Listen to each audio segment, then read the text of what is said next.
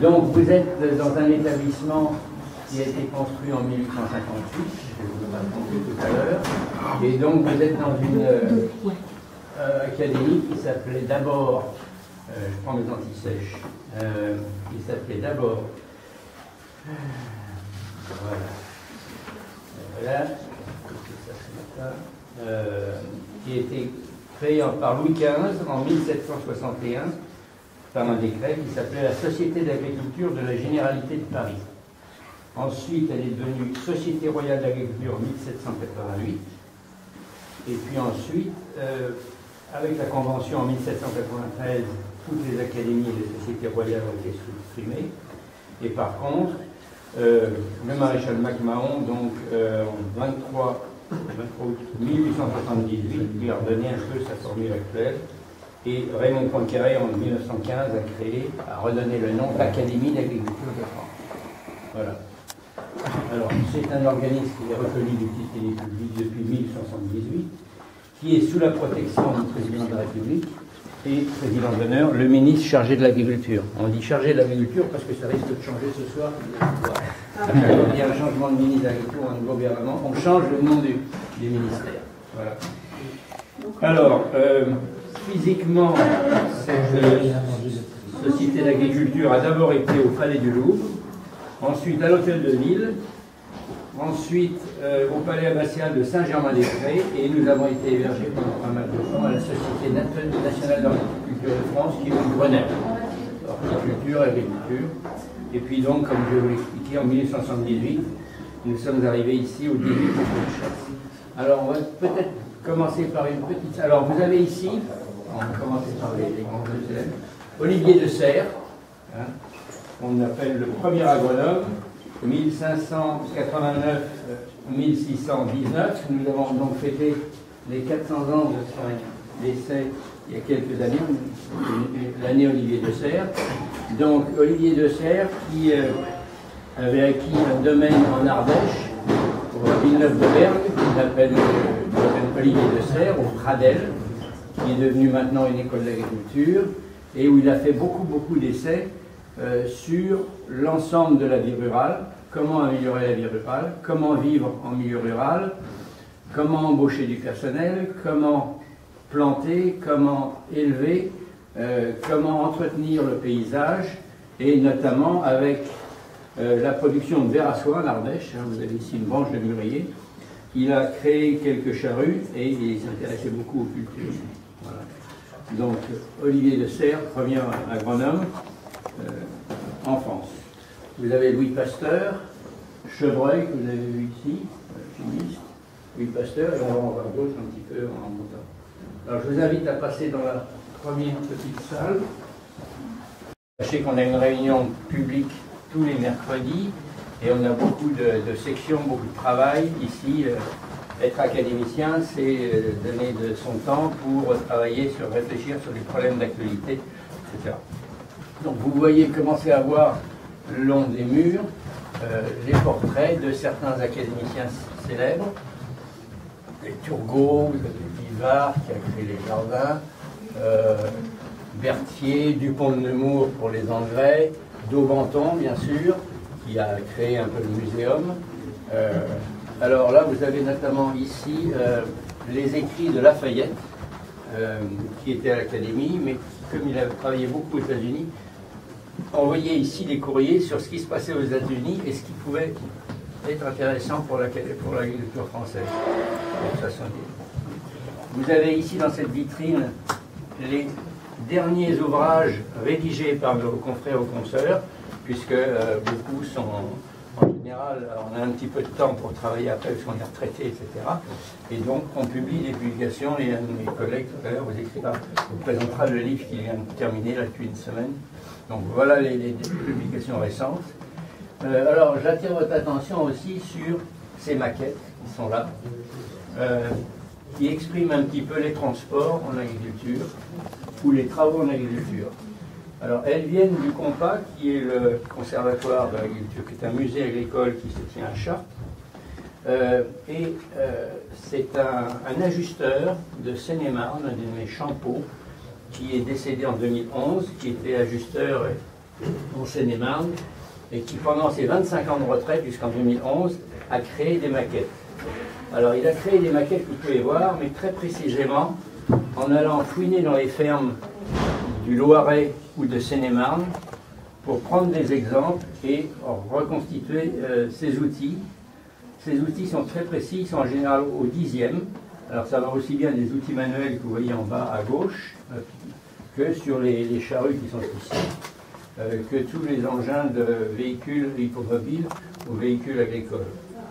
Et puis, donc, le compas, donc nous avons fait exceptionnellement pour aujourd'hui, lié au thème du transport, cette locomobile, qui marchait à vapeur, donc avec du charbon, et puis qui animait, soit qui animait des tracteurs pour la traction, soit qui animait cette batteuse. Alors ça, c'est une batteuse qui a été construite à Vierzon, et que Champeau donc a reconstitué, etc. Alors, Champeau allait jusqu'à la précision, puisque pour chaque outil, il a fait 70 maquettes comme ça. Bon, on les change régulièrement. Et pour chaque outil, j'ai le nombre d'heures passées, le nombre de pièces qu'il a faites lui-même et le nombre de vis. Ce qui fait que les 70 maquettes représentent un total de 13 000 heures, 10 200 pièces, et j'arrive pas à lire le nombre de vis.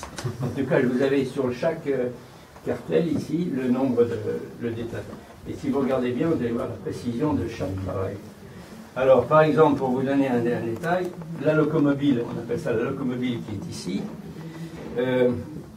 elle a demandé 636 heures, 397 pièces et 467 vis.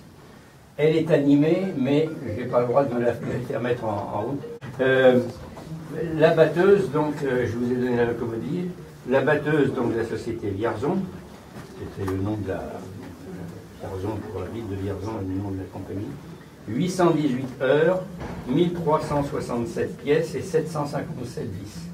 Voilà un peu l'exemple de ce travail qui marque, puisque les différents types de transport ici sont des modèles qui nous servent un petit peu pour marquer un peu le temps, marquer l'histoire. Donc je vous laisse regarder ça un petit peu, et puis ensuite on va commencer un peu la deuxième partie.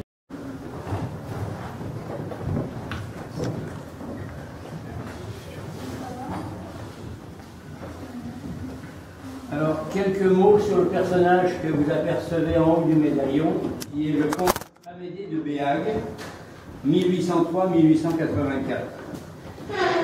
C'était un richissime agriculteur dans le Berry, à Dampierre en Burly, près de la Sologne.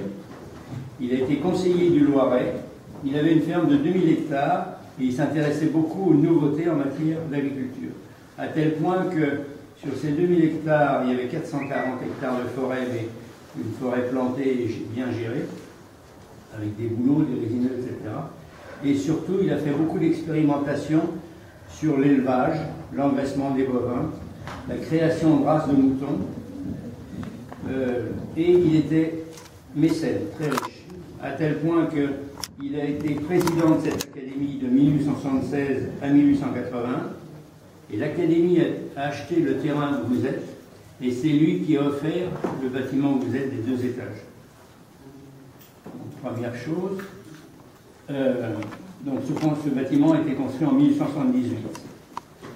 Il s'est séparé de sa femme, et en guise de cadeau, non pas de divorce, mais de séparation, elle était très parisienne, très vie mondaine, et il lui a fait construire l'hôtel de Béhague, qui est le fameux hôtel particulier qui est à l'angle de la rue Saint-Dominique, au 123 rue Saint-Dominique, et de l'avenue Bosquet, qui est l'actuelle ambassade de Roumanie, à l'intérieur duquel, comme madame était très mondaine, elle a fait construire un petit théâtre et une scène d'opéra pour des ballets, des grands escaliers et ce très grand jardin que vous pouvez voir derrière le long de l'avenue Bosquet. Un beau cadeau de séparation. Donc Amédée de Béhague, vous le trouvez dans le salle. Et puis donc il nous a fait faire un peu ces tableaux, ces portraits, Liebig, on a Grégoire, vous allez les voir en passant. On retrouve Dombal avec ses charrues, tous les grands hommes de l'académie qui étaient à l'époque membre de l'Académie. Donc, vous avez là tous les noms de nos confrères. Moi, je suis par là, je crois, quelque part par là. Et il y a encore de la place, comme vous pouvez le voir, on vient de... Alors donc, ici vous êtes donc dans la grande bibliothèque. Il y a à peu près, on n'a pas compté exactement, mais il y a environ 9000 ouvrages ici. Au total, dans l'académie, on a 45 000 livres, essentiellement du 18e et du 19e siècle, bon, et du 20e. Mais on n'a pas beaucoup de livres du 16e, on en a quelques-uns, pas beaucoup. Quelques-uns un peu plus du 17e, et puis alors vraiment le gros stock c'est 18e, 19e.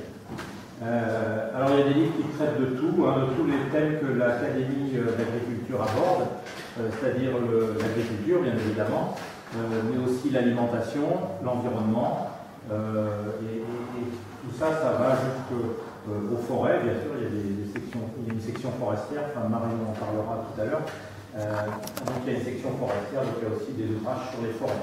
Donc vous voyez, c'est un domaine extrêmement vaste d'information qui est complété par ce qu'on appelle les revues agricoles, donc elles sont toutes là pratiquement.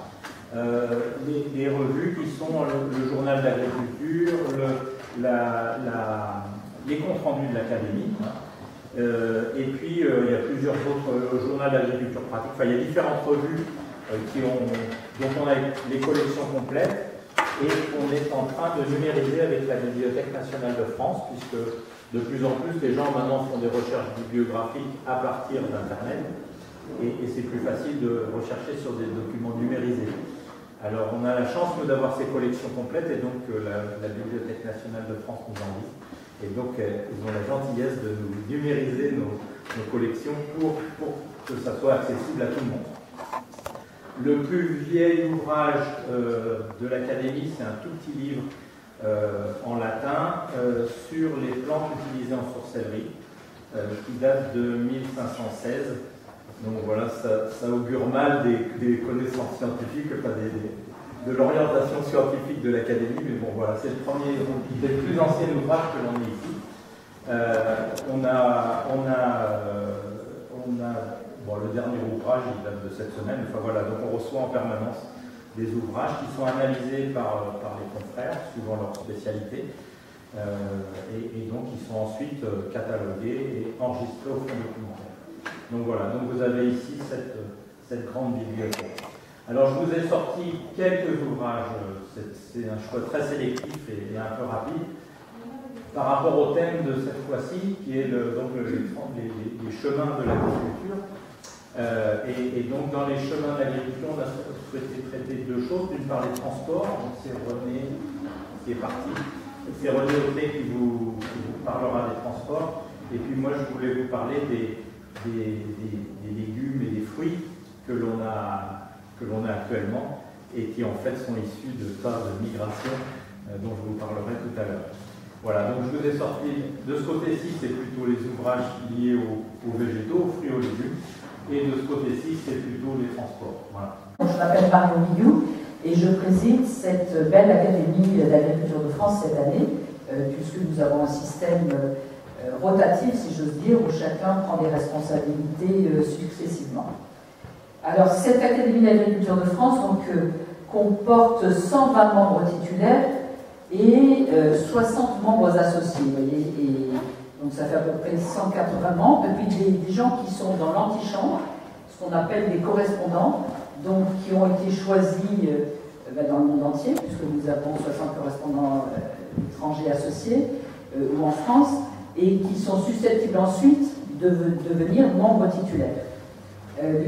À partir de l'âge de 75 ans, donc on devient émérite ou honoraire, c'est-à-dire qu'on peut assister aux séances, mais on n'a plus de pouvoir dans les élections, même s'il y a rarement des élections. Alors les membres sont élus, ça vous intéresse peut-être, toutes les professions qui s'intéressent à l'agriculture, monde rural, alimentation, et donc on a une diversité d'expertise, et je dirais que sans doute l'intérêt de ce genre d'académie, c'est justement que quand on aborde un problème difficile, le fait de le voir de manière différente, ça amène à poser des questions, parfois des débats un petit peu vifs. Je vais vous donner un exemple qui fera tilt. on a l'année dernière adopté un avis sur les retenues de substitution. Alors nous on appelle ça retenue de substitution, dans la grande presse ils appellent ça bassine, méga bassine ou je ne sais pas quoi. Et vous voyez bien que sur l'objet stockage de l'eau en conditions de changement climatique, on a évidemment une gamme d'opinions à l'Académie d'agriculture qui est extrêmement variable. Certains voyant pour l'activité agricole la variabilité des pluies rend la vie extrêmement difficile, et d'autres voyant les concurrences d'usage de l'eau et les risques écologiques. Et donc ça a été long à élaborer, mais ce qui est intéressant, c'est qu'on est arrivé à un avis voté à très grande majorité, et avec quelques avis divergents. Donc si vous avez la curiosité d'aller voir, vous verrez ce qu'on recommande au pouvoir public, et avec la mention de quelques personnes qui ont pensé qu'on n'avait pas été assez loin sur tel ou tel point de la vie. Donc 180 membres, disons, titulaires, et un réservoir de membres correspondants qui peuvent tous accéder à nos activités. Alors donc nous débrouillons entre nous pour faire fonctionner cette académie. Donc il y a un bureau et puis des commissions qui permettent de préparer le travail. Donc là vous avez la photo des gens du bureau. Alors les missions, on a des missions puisque nous sommes une ancienne institution. Quand vous voyez les promotions des académiciens, ça vous en donne une idée, de la même manière que l'exposé de Pierre Del Porto tout à l'heure, et d'André Fougereau, où il y a une histoire. Et l'émission, c'est essentiellement de constituer de l'expertise et de transmettre, on dit éclairer, je ne sais pas si c'est le nom terme, mais en tous les cas, de transmettre ce qui nous paraît faire le corpus de savoir dans les domaines qui nous concernent. Alors évidemment, ça évolue beaucoup, puisqu'actuellement, personnellement, je suis membre du Haut Conseil pour le climat. On est un certain nombre à s'intéresser, comme le disait André tout à l'heure, à l'évolution de la production agricole en conditions climatiques nouvelles, non seulement plus chaudes, mais également beaucoup plus variables. Mais de la même manière, il y a d'autres sujets qui apparaissent, et puis des sujets qui sont un peu moins travaillés qu'auparavant, comme les livres, vous leur montrez. Les machines poussées à cheval, c'est pas sûr qu'on y a pas dans les bouquins d'histoire, on n'en parle plus beaucoup.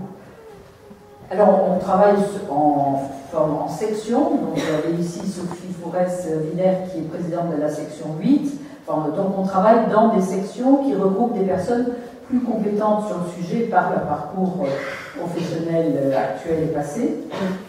Et on a des groupes de travail transversaux parce que désormais, vous savez, travailler sur un sujet comme les retenues de substitution, il ne faut pas seulement prendre des hydrauliciens, il ne faut pas seulement prendre des agriculteurs, il faut aussi prendre des écologues, des gens spécialistes de la biodiversité, des gens spécialistes de l'évaporation d'eau. Enfin, vous voyez bien qu'on a besoin de croiser beaucoup d'expertise pour arriver à dire quelque chose de pertinent sur les sujets de la réalité de notre société. Et donc, on essaye d'être là pour diffuser un maximum. De la même manière qu'il y a une encyclopédie électronique de constitution qui se bâtit un peu plus tous les jours. Donc il y a 600 fiches. Vous avez un certain nombre de fiches sur la table à l'extérieur pour ceux que ça intéresse. N'hésitez pas à les prendre.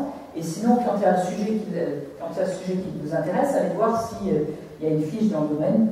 Ça peut arriver. Il y a beaucoup de domaines sur lesquels il n'y a pas encore de fiche, bien sûr. C'est une encyclopédie qui est toujours en construction. Donc je vous donne l'adresse du site internet de l'Académie, parce que c'est là que vous trouverez toutes les références que je vous ai citées.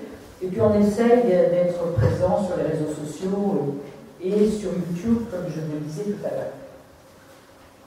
Alors on a pas mal, comme nous sommes d'âge académique, puisqu'en général nous sommes des gens qui avons un peu d'expérience dans chacun de nos secteurs, on fait très attention de rester en contact avec d'autres générations, et donc on a pas mal d'opérations communes avec les écoles. Bon, on a des BTS, on a régulièrement des gens qui sont soit dans des BTS, soit dans des formations supérieures, qui viennent ici, et on organise plusieurs types de concours grâce à des sponsors qui nous permettent d'être en contact avec les opinions de générations différentes.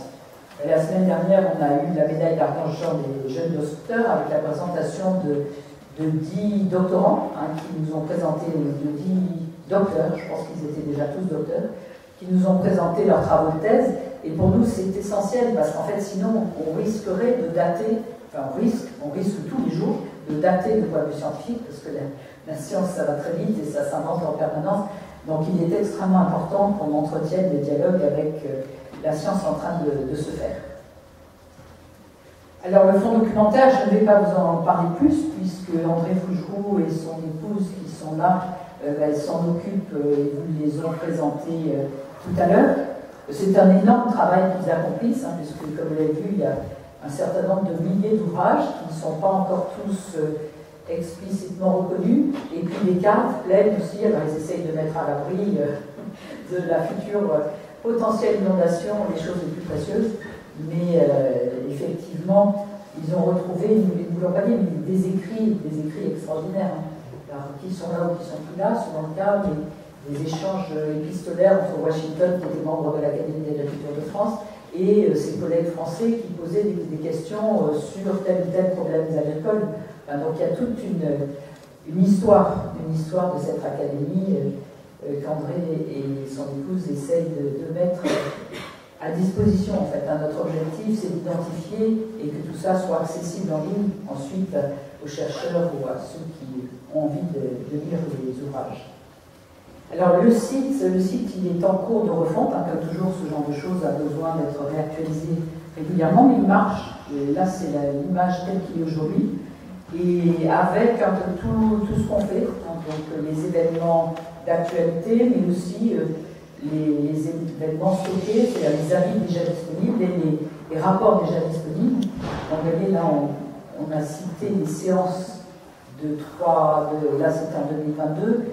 Et vous voyez bien que ce sont des domaines assez différents, parce que la biologie de synthèse pour l'agriculture, la propriété intellectuelle, je crois que l'une d'entre vous s'est intéressé aux questions de droit et de propriété intellectuelle. Nous nous intéressons à la propriété intellectuelle dans les domaines spécialisés qui nous concernent.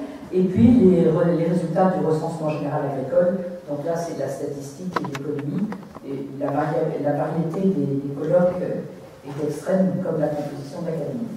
Voilà, je vous propose, si vous voulez, poser des questions, sinon je passerai la parole à mes collègues. Les demoiselles ont été très sages, bravo.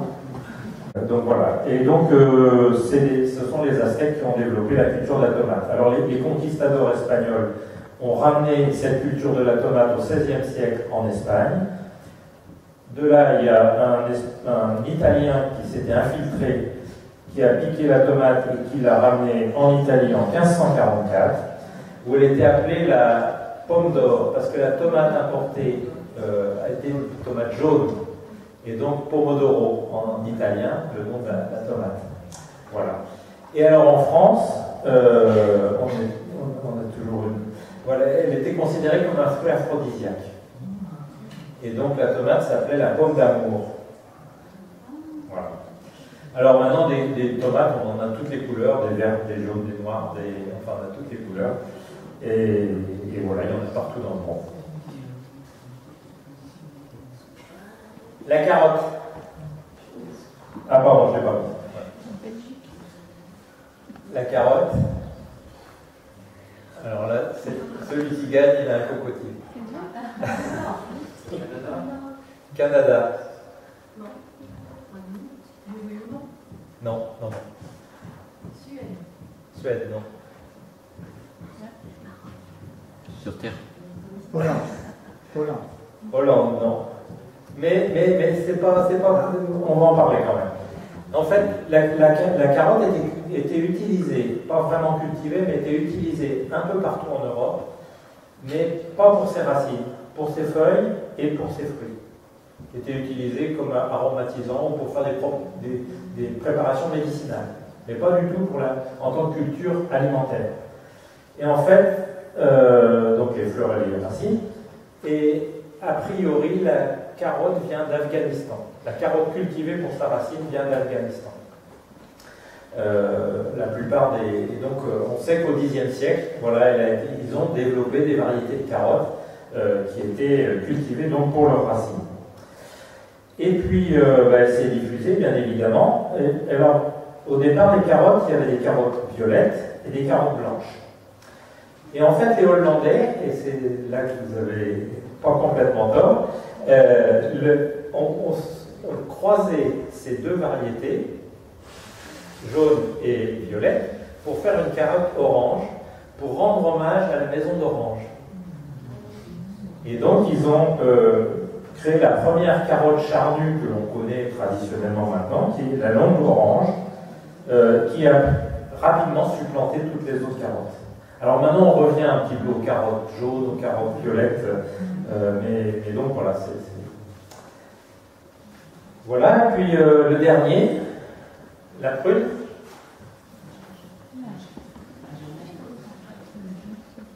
Alors en fait, vous pouvez répondre ce que vous voulez, parce qu'on ne sait pas. On ne sait pas très bien. Donc vous pouvez dire à peu près ce que vous voulez. Alors, deuxième, c'est la deuxième. Alors, les Chinois, ils sont pour quelque chose. On sait qu'il y a des origines de la prune en Chine. Mais il y en avait aussi en Europe. Et on pense que les variétés de prunes que l'on a actuellement, c'est un mixte de ces deux variétés, de ces deux origines, chinoises et européennes. Donc voilà. Et il y a eu des migrations, et ensuite dans le monde entier. Et donc oui, je viens à l'expression, donc attends René avec impatience. Lors de la deuxième croisade, qui a été un échec militaire retentissant pour les croisés, ils ont assiégé la ville de Damas pendant 1 an, sans succès. Ils n'ont jamais réussi à rentrer. Et donc, au bout d'1 an, ils ont dit, bon, bah, là, on remballe, on s'en va. Et ils ont pris ce qu'ils avaient un peu de tout ce qu'ils ont trouvé dans la campagne, et notamment les prunes de Damas étaient très célèbres à l'époque, et ils ont ramené des prunes. D'où l'expression, on est allé là-bas pour des prunes. Voilà. Donc voilà. Et donc actuellement, on a 1000 variétés de prunes au monde. Voilà. Donc, ah oui, et oui, les prunes qui ont été ramenées ont été baptisées Reine Claude en l'honneur de la femme de François Ier. Voilà, merci de votre visite et j'espère que vous êtes revenus pour des prunes. Bravo. Alors, ce qui a fortement impacté le développement de la civilisation, c'est l'invention de la roue. Alors, jusqu'à présent, on pensait que c'était les Sumériens, parce qu'on trouvait des traces de 2500-3000 ans avant Jésus-Christ, et depuis les années, oui, depuis peu de temps, en fait, les découvertes s'accumulent pour montrer que les roues viennent principalement du berceau ukrainien, c'est-à-dire l'origine des Indo-Européens. On trouve de plus en plus de traces en Allemagne du Nord, y compris en Corrèze, etc., des traces de 3400 avant Jésus-Christ. Donc la roue existe depuis plus de 5000 ans.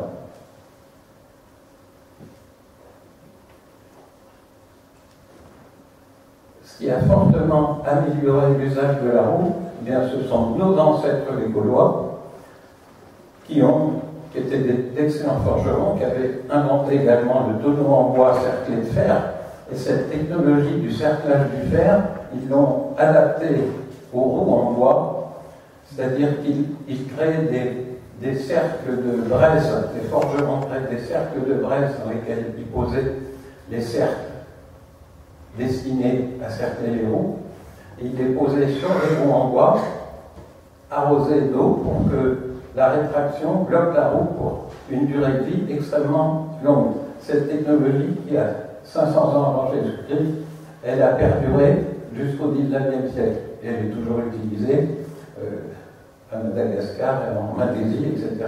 Tous ceux qui contrôlent cette procédure.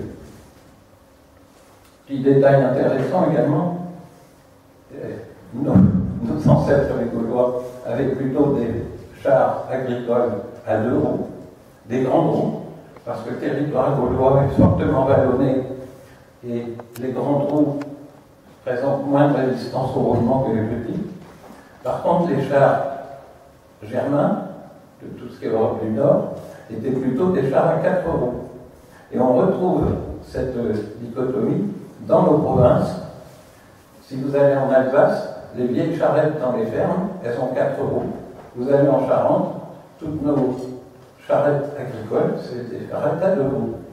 Et ça reproduit un peu la carte des invasions goths, que ce soit Visigoths, Ostrogoths ou autres groupes. Alors là, c'est un petit raccourci que l'on a trouvé dans les journaux de l'époque, quand la navette spatiale s'est trouvée un peu en déficit de dimension au niveau des réservoirs additionnels. Les concepteurs ont trouvé qu'ils n'avaient pas réussi à mettre des réservoirs suffisamment grands. La raison, elle est assez truculente. Les fabricants de ces réservoirs additionnels expédiés par voie ferrée jusqu'à Cap Canaveral, dimension standardisée par l'espacement des rails de train, puisqu'il faut passer dans les tunnels, sous les montagnes rocheuses. Cet espacement, il est de 143,5, c'est-à-dire 4 pieds et 8 pouces et demi. Pourquoi? Parce que les voies ferrées américaines ont été conçues par des ingénieurs anglais expatriés. Ils se sont dit, on va peut-être garder le même écartement, ça nous permettra de vendre nos locomotives aux États-Unis, c'était leur colonie. C'est un peu normal. Et pourquoi les ingénieurs anglais avaient cet écartement? Parce que les premiers wagons, les premières locomotives, étaient fabriqués par des industriels, héritiers des charrons, qui ont conservé la largeur des cieux des charrettes qu'ils construisaient depuis l'époque romaine. Donc les trams, les trains, etc. ont été standardisés sur cet écartement par l'Angleterre, qui a fait sa révolution industrielle avant nous. Et cette largeur, elle vient tout simplement des magnifiques voies romaines qui ont été construites pendant 4 siècles sur l'ensemble de l'Europe, de l'Empire romain.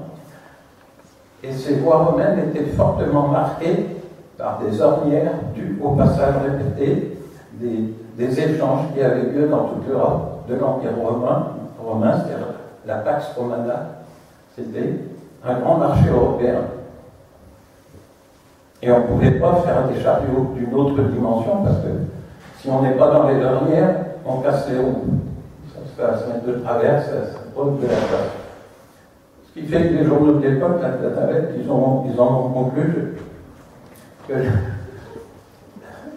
le moyen de transport le plus moderne de notre époque, de notre civilisation, est calé sur la largeur des culs de chevaux de guerre romains. On sélectionne les animaux de trait par la force de leur corne, ce qui fait que toutes nos vaches prestigieuses de France et de Navarre ont souvent de très belles cornes très solides. Seulement c'est embêtant maintenant parce qu'on n'a plus de bœufs d'attelage. Et il y a une dizaine d'années, on a un agriculteur de la Nièvre, M. Blanc, je crois, qui a sélectionné des bœufs charolais. Il a fait la sélection inverse de ce qui s'est passé pendant 5000 ans. C'est-à-dire qu'il a toujours gardé les animaux qui avaient les cornes les plus fragiles, jusqu'à obtenir le bœuf sans cornes, ce qui évite les accidents dans les parcs, les blessures, les bagarres, etc. Il a obtenu le bœuf sans cornes par sélection inverse en une trentaine d'années. Il a d'ailleurs eu une récompense à l'innovation. Pierre, tu t'en souviens, au sommet de l'Éval, il y a une dizaine d'années. Le bœuf sans cornes. Et maintenant, on peut produire du bœuf sans cornes en Limousin, dans toutes les races à peu près. Alors, on vient de parler des convois militaires. Il y en a un qui est assez intéressant, qui a donné lieu à la journée des harengs. C'était pendant la deuxième phase de la guerre de 100 ans. Et, je ne sais pas vous, mais moi étant petit, j'avais appris l'histoire de France. Je m'étais toujours demandé comment une jeune bergère, arrivant dans une garnison de Vaucouleurs, est arrivée à convaincre un gros soudard qui s'appelait Baudricourt, qui a dû se bidonner en la voyant arriver. Elle veut une armée. Et un jour, au cours d'une visite, il lui donne son armée, une petite escorte pour qu'elle aille rejoindre Orléans qui était assiégée. Pourquoi? Parce qu'un jour, Jeanne d'Arc a dit à Baudricourt, aujourd'hui, le gentil dauphin a une grande déconvenue. Elle parlait d'une défaite cuisante de l'armée française et écossaise, puisque les Écossais étaient venus nous soutenir.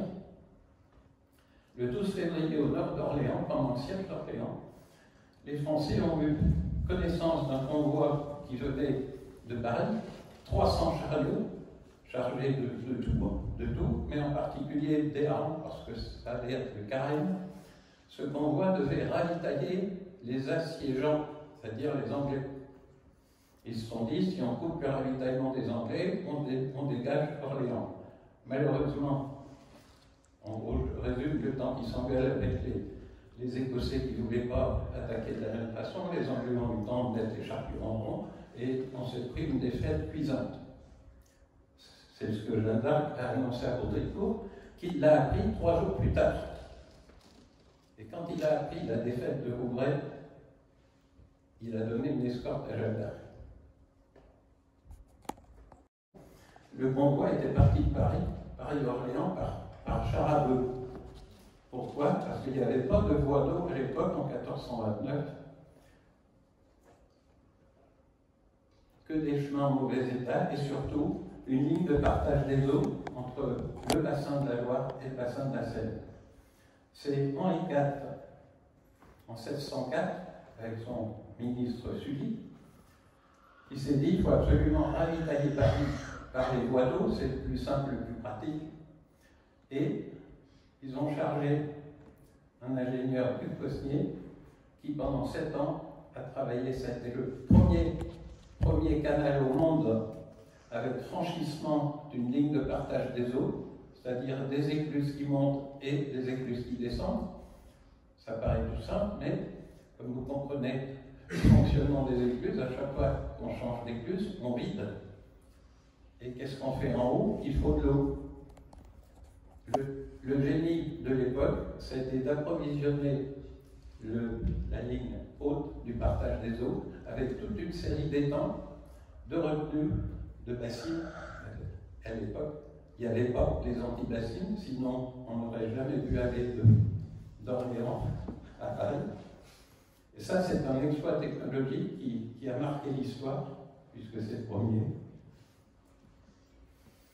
Alors, pourquoi 1611? Parce qu'en 1610, Henri IV s'est fait assassiner, il y a eu arrêt des travaux, et c'est en 1742 que le projet a pu aboutir, parce qu'il a été repris par des actionnaires privés, c'est-à-dire tous les seigneurs compris entre Briard et Montargis, qui ont fait la première association, une banque en gros, et ils se payaient sur le péage. On allait donc de Briard à Montargis par péniche. À Montargis, on prenait le Loing, qui est toujours une rivière. Il a fallu attendre encore plusieurs dizaines d'années pour construire le canal du Loing, et du Loing, on arrivait dans la Seine. Avec, bien sûr, de nombreux relais. On s'arrêtait, on changeait les chevaux et on repartait. Ce qui permettait d'apporter du poisson de mer frais un peu partout dans les grandes villes de France. Les routes étaient dans un état catastrophique, mais une ordonnance avait prévu les élus de la mer, c'est-à-dire des gens comme vous et moi, qui avaient le pouvoir de créer des corvées pour boucher les nids de poules.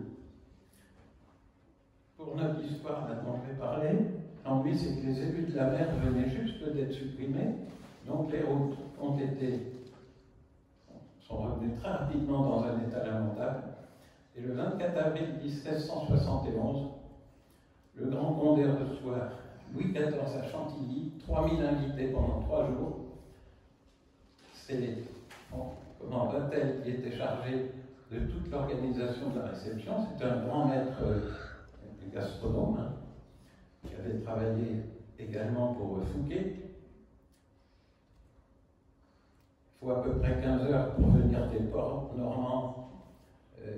Et ce jour-là, à cause des pluies diluviennes qui avaient arrosé la région pendant toute la semaine précédente, les chariots se sont embourbés. Enfin, c'était dramatique. 4 heures de retard. Pour 4 heures de retard, François Vatel s'est suicidé. Tout le monde connaît l'histoire. Il y a un très beau film l'an dernier sur une très belle reconstitution.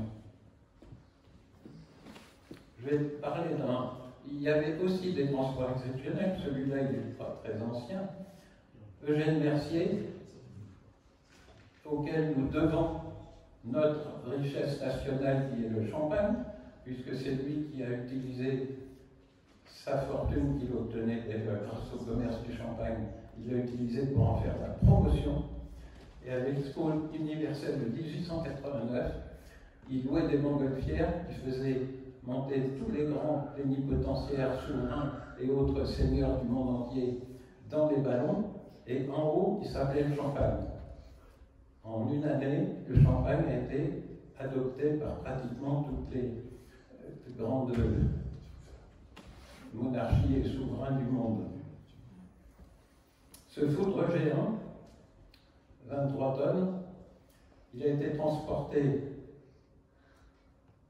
d'Épernay à Paris en 14 jours, 12 paires de bœufs, aidés de 18 chevaux dans les côtes, et Eugène Mercier a été obligé de temps en temps, pour traverser les villages, d'acheter des maisons, faire acheter des maisons pour pouvoir les démolir de façon à faire passer son tonneau. Ça a été un peu comme l'histoire de Boeing là, pour porter les pièces à Toulouse. 10 ans plus tard à peine, un tonnelier de Nancy, pour l'exposition universelle de 1900, il a transporté le plus grand tonneau du monde à l'époque, 5 étages, il y avait dedans, il a fait manger des grands de l'époque sur 5 niveaux. C'était des foudres d'assemblage, hein, des foudres qui servaient au champagne. Mais, c'est pour vous annoncer la transition avec ce que je viens de vous dire, ce plus grand tonneau du monde, il a été transporté, démonté, sur un train spécial de 30 wagons. Et comme je le disais, les voies ferrées ont supplanté le transport routier de l'époque. Et les voies d'eau, donc fin du siècle. Au passage, j'ai mis l'image d'un transport agricole actuel, c'est ce que vous voyez maintenant plus fréquemment sur les routes, 40 tonnes. Et ces voies ferrées ont été supplantées très rapidement par le transport routier. Elles ont duré, leur âge d'or des voies ferrées, ça a duré 100 ans à la louche. Ensuite, si je cite la direction de la SNCF, mais c'est pas moi qui l'aurais dit, depuis 1947, il ne s'est pas passé une seule année sans grève, ce qui explique que le transport routier a pris le relais de la SNCF. Et de ce fait, les échanges entre régions et avec l'étranger, ça représente une fois et demie ce que l'on produit sur le territoire. J'ai fini quelques exemples. J'ai trouvé des paddocks de moutons de Nouvelle-Zélande à Confolens en Charente, c'est le plus grand bassin de production de moutons français, ou un des plus beaux. J'ai trouvé des étals de moules de Hollande à Marennes, là où on a le meilleur bassin conchilicole de France. On trouve, je pense, des moules de Marennes en Hollande. Les camions de vin d'Italie croisent les camions de vin de Bordeaux à la frontière italienne, et ainsi de suite. C'est-à-dire que plus personne ne mange ce qu'il a chez lui, il faut qu'il mange des choses qui viennent d'ailleurs. Et inversement. Donc on transporte, et peut-être qu'on va redevenir un peu plus sage avec le manger local.